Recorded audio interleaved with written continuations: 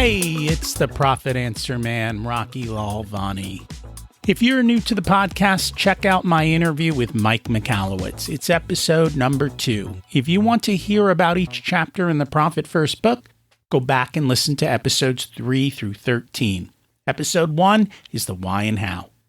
On the Profit Answer Man, we learn money mastery without all the complicated accounting mumbo-jumbo using a simple system.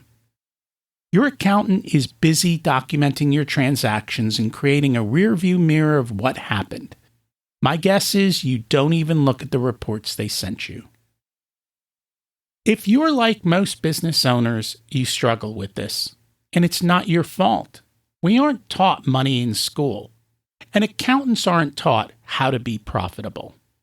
The Profit First system created by Mike Michalowicz works, and he certified me to help you implement the system in your business.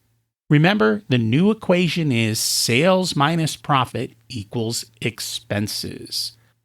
Let's face it, without cash flow, you can't pay your employees, buy needed materials, or pay your mortgage and support your family. I help you to do that and more, so you can focus on the parts of the business you love and receive the rewards for your labor and investment into your business. The stronger you are as a business owner, the more jobs you create, the better we are as a country. Small business owners are the backbone of America, and for that, you deserve to be well rewarded. Just remember, more revenue does not equal more profit. That's why we focus on the bottom line. Today, we have on Chris Prefontaine, who is the smart real estate coach, to share how Profit First changed his company. After we hear from Chris, I'm going to come back and talk about how to set up Profit First with rentals. Chris is a 3-time best-selling author of Real Estate on Your Terms and The New Rules of Real Estate. He has over 30 years of experience in real estate and now coaches and teaches others through his programs. He also has his clients use Profit First. Let's meet our guest. Welcome to the Profit Answer Man, Chris Fontaine. It's great to have you here today. Well, I'm psyched to be here. Thanks, Rocky.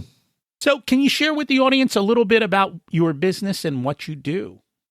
Sure. So a couple different things, 2 different arms, so to speak. First of all, we buy and sell property in the New England area, mostly Massachusetts, Rhode Island, and Connecticut. When I say we've got a family team here with my son-in-law, Zach, and my son, Nick. I've been at this 31 years. They've joined me for several years now. And when I say we buy property and sell property in the area, we do everything on terms, Rocky. That means no banks, no signing personally. Everything's bought on a lease purchase or owner financing. So it makes it available for other people to be able to do that. So then we take that, exactly what we do in our own business every single week, and we teach students all around North America to do the exact same thing. And we actually participate in deals and do deals with them. And in doing that, we create on all our real estate deals, which is real unique. In fact, we trademarked it. It's called the 3 payday system. So every deal brings with it 3 profit centers for us and for our students. So that's kind of the 10,000-foot view on everything that we do.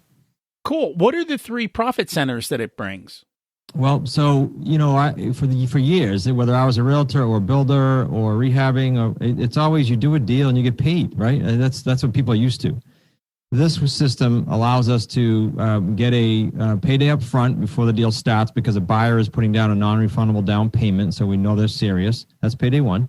Payday 2 is the difference between what we pay on the underlying debt, which is never in our name. It's always in the seller's name, or we could be paying the seller directly. And the difference between that and what we're charging our buyer who's in the home on a lease purchase while they get financing, there's a spread there. That usually ranges $300 to $1,000 a month per property.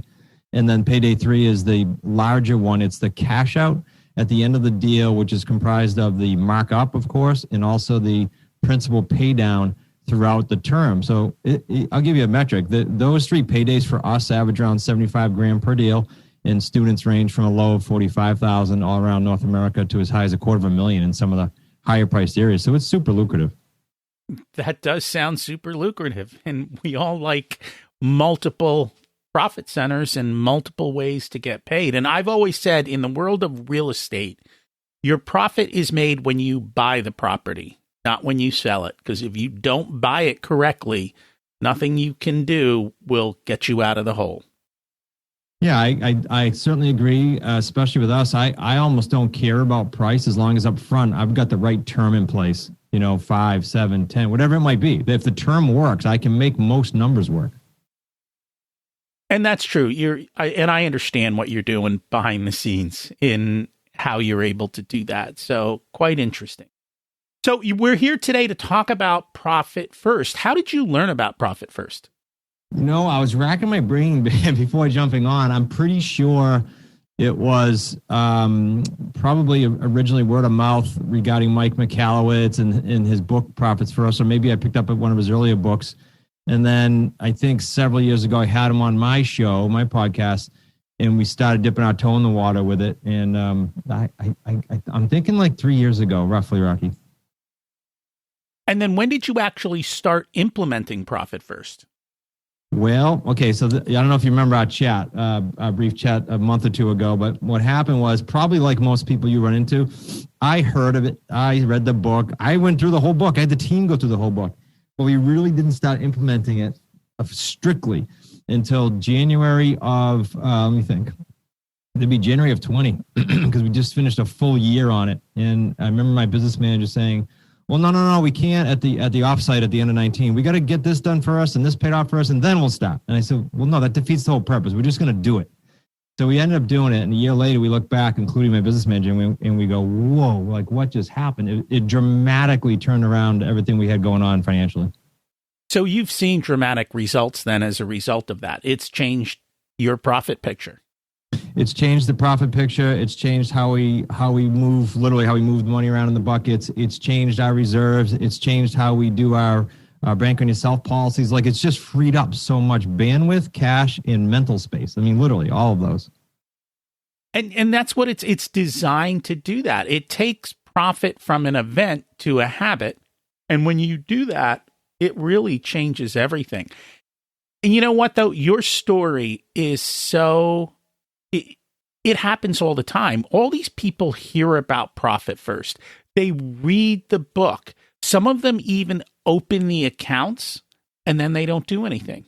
And a year, 2 years, 3 years go by where they're just sitting here kind of ignoring it. And I'm trying to figure out what is it that causes that? Like, how do we get people to actually take the action and start? Yeah, I as you're saying that, I'm thinking through, okay, what would I do if I was, on your end per se, or someone else teaching it? Well, I think the more and more stories like mine are gonna, because my mind immediately goes to, okay, is there some pain you could show them? Well, they're already in pain, presumably, but they might not even know it. Because it's not like our business was growing head over heels, still is, but we didn't realize how much better it could be financially. So it's not like you can go, well, here's the pain you're in right now. Or what we can do probably as a community is constantly scream from the rooftops about the stories like you're doing such a great job on this show with that people have had success, because it's just like it's immense what can happen. So then the second piece comes in, and I think you again do an awesome job at it, and that is the accountability piece. Like you need someone next to you. I wish if we met you 3 years ago and you opened the book, then I probably would have gotten 2 years ahead of the schedule here. But you need someone to hold you accountable, like anything else in life, especially if it's new. You talked about the word habit. You need someone to hold you accountable if it's brand new. And that's true. It's kind of like going to the gym. If you go to the gym and you've got a trainer and you've got essentially a chef at home who cooks the perfect meal for you, it becomes very easy to do diet and exercise, right? And they push you to take that extra step every time. And I think for a lot of people, they need that. And sometimes I market myself as a financial trainer to help you kind of in the same way that someone does at the gym, to make sure that you're doing it and to push you to keep going forward and getting rid of all the friction that occurs. Yeah, you could take that in any area of life, right? So why should this be any different, especially when you're talking about some significant finances? Because even a small business, it's significant. Like literally every area of your life, you use the gym. You can use scripts in our world. We have accountability partners and role play partners. You can use any piece of your business or life can and should have some shape, form, or fashion of a coach and an accountability partner. If you're into constant improvement, that I think it's a necessity. That's just, we look at it every trimester in our business with the kids. I say kids, they're adults now, but we look at the team, we say, all right, what's your specialty training this trimester? Like, what are you partaking in? How are you holding accountable? How do you know if you win? And so Profits First just became second nature for us after starting that way. And we do have to constantly improve, because if you're not improving, the world is, and you're going to be left behind. And so that is an important part of it. So just out of curiosity, because Mike talks about the 5 accounts in his book, for your real estate business, have you had to open extra accounts or do things slightly differently? Well, yeah, what we did is, the first answer is yes. We opened additional accounts at the bank that we use for primary, but we also literally, I can look out my office window here, two buildings down is another bank, and that's where we house another 5 or 6 accounts. So it's literally not on the online screen that I see every day for all the other accounts. It's not within arm's reach. It's literally, it's 2 doors down, and I don't see it online. I don't touch it, and my business manager loves Profits First so much now after resisting it that she jokes around and says, yeah, you're not to see those accounts. You're not to even look at them online. So it's pretty neat. At first, it was a pain in the butt, Rocky, as you know. That's why people don't do it. I think it's one of the many reasons. But the second it was set up, like, I haven't thought about it once since then. Now we're going on year 2. And so someone does all the work for you behind the scenes.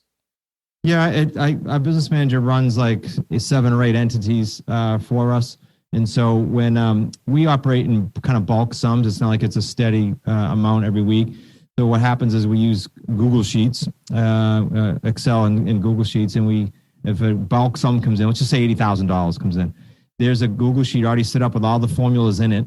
We review those formulas every trimester to make sure the payroll account and other things are in sync and working, and it's all done automatically. So that makes it easier too, because the money comes in, there's the buckets. My business manager moves into the proper buckets, and I don't think about it. It's all pre-done. We've already agreed upon it. And it's important to create the systems, and they take time. I mean, in the beginning, I find those first couple months of figuring out the perfect rhythm is sometimes a struggle. But once you get the rhythm down and you get through the initial months, it usually turns into a no-brainer type of decision, and it becomes systematic. Like you said, you check it once a quarter to make sure that it's appropriate. And what I recommend to people, and the step they always forget, is they start at X and they forget to change the levers and increase the profit and increase their pay. They just stay consistent. And the whole process with Profit First is start with where you're at, but continually move towards the target. And for most people, it's a 1 to 2 year process to get from where you're at today to make the changes that will get you to where you could be in the future. And then the other thing that you talked about is by having that second bank where you don't see the money, it takes away temptation. And it's very rare that people don't succumb to temptation. And so by being able to do that, it is helpful. And that's why having those extra accounts somewhere else is so important. And I don't talk a lot on the podcast about the extra accounts. And I think it's because with my clients, I'm there as their accountability. So I prevent them from stealing from themselves. Right. But I think for most people, if you're going it alone and you know that you have that type of personality, it's very important to have those accounts separated and out of your way. I know for Mike, he has to go to someone else to get money out of those accounts because he gets that tempted with doing things. So someone else has to countersign those. And so he's got that second level of accountability. Well, and the other thing, I just caught myself as you were talking when I said I had a business manager. I would imagine someone will hear that and say, well, I don't have a bookkeeper yet. I'll just wait till I get that. So I want to yell to them and say, when I was literally by myself, it's no different. You set up and you obviously have systems that are automated, but if it were me sitting in an office all by myself, I would do what I used to do I used to call them just buckets. And I would set the Excel up, plug in the dollar amount up top, and then you've got to just hold yourself accountable to moving that money like that. I do it weekly if I were the person starting to start out with a new habit. But again, if they got you on their shoulder helping them, I think that's a no-brainer. And a lot of the how often you have to do it is all determined by what your cash flow looks like. So depending on your cash flow, I have one client that does it monthly because his cash flow supports that. He doesn't have to worry. I've got clients who do it weekly. I've got clients who do it twice a month. And it's usually a decision that we come to based on their cash flow and their habits and what works best for them. So there is no perfect system. There is the perfect system for you. And you've got to figure out which timing works for you and how to do that. Now, I know before we got on, you said you demand all your students do this. Yeah. So here's what I tell them. We, as I said in the brief intro, our mission as a company is to do deals, right? Not to just sell real estate programs because that's garbage. That's too much of what's happening in the market. So we are very hands-on. We roll up our sleeves. We do deals with them. Okay. So once they get to their first deal, not only do they need a good CPA, but they need to have the profits first in place. So then it becomes second nature. They did their first deal, which is probably new to them in our niche. Okay, so that's brand new. And now if they have those buckets that I call buckets for the profits first, then that becomes habit day one. It's when they do the second or third deal that I'm right back to probably the challenges that you see, which is, okay, come on, we got to go back and we got to set that system up for you. And so you're going to be interacting a whole bunch more, Rocky, with our community, the Wicked Smart community, so you can help them and help us help them get that proper footwork in place. And that's important. Create the system, implement the system, and then do the work. And if it's not you, if you're a solo guy, you have to do it yourself. That's fine. But if you've got a team or you've got help, then have your people get on board and help you. I think the biggest problem that a lot of people face is the same one that you faced, which is resistance within their organization. And people are always like, well, we'll do it when we do this. And I got to tell you, when never comes, right? Months go by, years go by, and it never happens. So you kind of got to rip the Band-Aid off and go. How did you get your team to come on board? How did you make that transition to say, we're not playing this game anymore? Well, number one, I mentioned in passing earlier, I got the Profits First book, handed it to my business manager, and I handed it to Zach and Nick, and said, we got to make sure we're on the same boat here. But secondly, when I handed it to my CPA, he said, oh, yeah, I'm a certified Profits First person anyway. And I said, well, why the heck didn't you tell me? So at least he's on board, off to the side as he does my things every year. And then it just became, I was tired of micromanaging the flow, the cash flow. So it just at the offsite, which we meet off right before COVID, we're still doing offsites. Now it's Zoom. We had at the end of year end 19, and we just said, that's it. Like, enough. We're going to put it into place now. Not after this gets paid down or after this gets resolved. We're going to start it now. And we all started at January of 20. And again, the turnaround was remarkable. Anything else that you'd like to share with the audience about your Profit First journey? Well, I think you and I hammered the accountability. I would just tell you, I wouldn't be screaming like this, owning several businesses, if it wasn't going to help the audience immensely. And so just to dive in with both feet, get your help, of course, and away you go. You will look back. I guarantee you'll look back and say, they were right. I'm super glad I did. But you'll also say, I should have did it earlier. And that's always true. If people would like to learn more about you and your real estate programs and they want to get involved, what's the best way for them to do that? I can do something neat for your audience. I think we're going to be working together, but the general answer is go to smartrealestatecoach.com. We also have a podcast that you were a guest on. We're an amazing interview at smartrealestatecoachpodcast.com. And then what I'll do for your audience then is a little bit different. They can go to a free strategy call with myself. I actually do them, or my son-in-law, Zach, or our strategy expert, Brian. And to do that, you just go to smartrealestatecoach.com/action.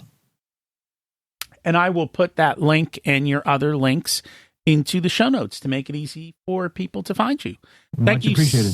Thank you so much for joining us today. Is something holding you back from starting? Don't wait while you keep losing money. Just get started now. It changes everything. For those of you who have rental real estate, what we do is set up a few extra accounts. When you purchased your rental, you calculated a vacancy percentage, routine maintenance, and long-term repairs. For each of these, set up a separate account and put the percent you based your deal on into the respective accounts each month after you collect rent. You can do this on a global basis if you have multiple properties. Then, when you have a vacancy, you don't have to fret about how am I going to cover the mortgage because the money's already set aside for vacancy. Same goes for repairs, or if you need to replace the roof, the money is there for you to stroke a check. If you have to pay real estate taxes, you should also have a separate account for that if it's not part of your monthly payments.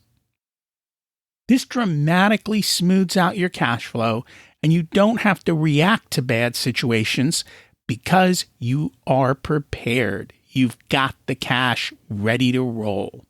If you have questions about this, please email me. Remember, you don't need more resources. You need to be more resourceful. We focus on the bottom line. If you want a done-for-you service, you can have me as your Chief Profitability Officer because you have your zone of genius and want to spend your time doing what you love. I only work with a handful of clients, so they get my full attention. I work with business owners who have or are growing to $500,000 to $5 million in revenue. You can use the scheduling link in the show notes to get on my calendar for a good fit conversation to see if I'm the right person to support you and how I can help you. If you want to learn about living the life of your dreams, check out my other podcast, Richer Soul. As we close out, let's repeat the mantra. Revenue is vanity, profit is sanity, and cash is king. Have an abundant and profitable week.